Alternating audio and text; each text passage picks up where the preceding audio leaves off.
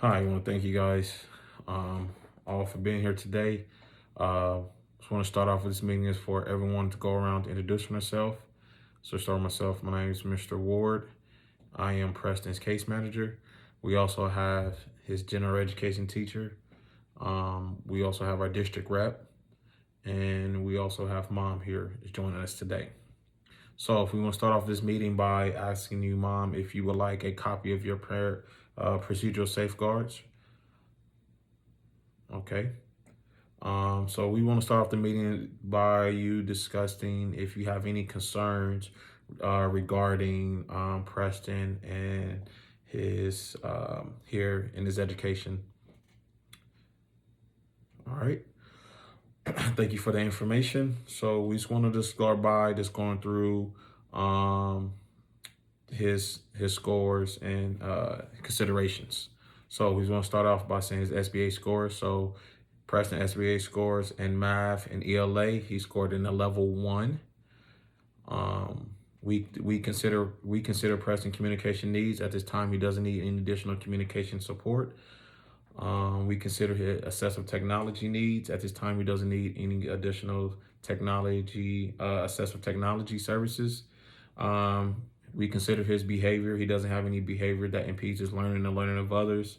We consider his Preston is proficient in English and his vision within normal limits. So we just wanted to start off by having the education teacher providing their input regarding Preston. So the general education teacher, can you please provide some support? All right, thank you. So next we're going to proceed is that Preston Pacific Learning Disability adversely impact his ability to participate and progress in the general education curriculum at the same rate as his peers. Due to his difficulties and Pacific Learning Disabilities, Preston requires individual and small groups instructions to provide his support when in general education classroom. He's required accommodations and special design instructions in order to assess the curriculum. So the services that Preston is qualified in is in reading and math. So for math, he's currently in a receiving math instructions in an embedded support classroom. Embedded support is when he has his general education teacher along with his para support, a special education teacher in the same classroom. So Preston is enrolled in the general education math course where he's working through a RECA math curriculum and at a 6th grade level. He's currently working through percentage and solving equations about 40%. His difficulties adversely impact his ability to assess the curriculum, to assess the general education curriculum without support. So he's also services is in reading. So he's currently enrolled in a better support language arts course where they're using study sync curriculum. So Preston will be focusing on how to synthesize specific perspective and variety of text, as well as personal experience, analyzing the text and the key ideas and details, and extract text evidence, and supporting his understanding and interpretation of the text. He's able to read and extract relevant information from the given text, approximately 40%. His difficulties in reading adversely impact his ability to assess the general education curriculum without support. So next we just want to talk about, we have his goals, okay? So for his math goal, is when he's given a situational math problem at his instructional level, Preston will identify the needed information, required operation, improving his ability to create and evaluate expressions, allowing him more access to solve the equation from 40% to 60%.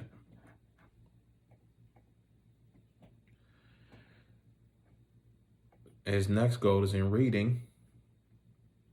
So it's when he's given a direct instructions and practicing reading comprehension skills, Preston will be able to extract the specific information from the text, improving his abilities to comprehend the central idea and theme of the text from 40% to 60%. Mom, how do you feel about these goals? Okay. So the next step is talking about the services. So the services that Preston will be receiving is in math and ELA. So for math, he's receiving 25 minutes 5 days a week. For reading, he's receiving 25 minutes 5 days a week as well. Preston he spends about 80 to 100% in the general education classroom settings. His transportation is regular, and he does have PE as well. So next things we just discussing his accommodations. So just want to remind you that these accommodations that we have in place, we always can call we can always call it IEP team meeting if we feel like Preston needs more accommodations to help better support him in the general education classroom settings in all of his classes. So if we see some areas that he's still struggling and need extra support, we call an IEP team meeting, and we can add more accommodations to his IEP. All right. So the IEP that we have in place is that we have additional time for assignment completions in the general education classroom as needed. Allow additional time for testing, and then during a testing session, calculator during math class for all math problems, check for understanding when new concept is introduced, modify, repeat, and model directions. I feel that this Preston, does a great job of hearing and repeating directions so he can comprehend what the lesson has been taught and the instructions during instruction time in each of his classes. The next accommodation is a preferential seating. I feel like this is a great accommodation for having him be placed in the best seating in each of his classes so he can be able to understand and have focus and pay attention and listen and see the notes and receiving the information from the teacher during the instruction time. The next accommodation is provide individual small groups instructions. Preston does a good job of receiving information and working in the small group settings. So the next one is small group settings for testing, and also small group settings in the general education classroom. And this last year we had speech to text, so we feel like we want to continue having that accommodation carry on with him in the speech to text for testing and speech to text for the general education classroom settings. And then also for text to speech, that's also was in his IEP from last year. So we want to carry that over and continue having that text to speech in his during test session and in general education classroom. So Mom, do you have any questions regarding these accommodations? Okay.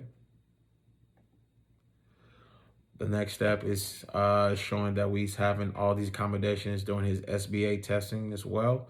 So all those accommodations is extra time for testing, speech to text, text to speech, and small group settings.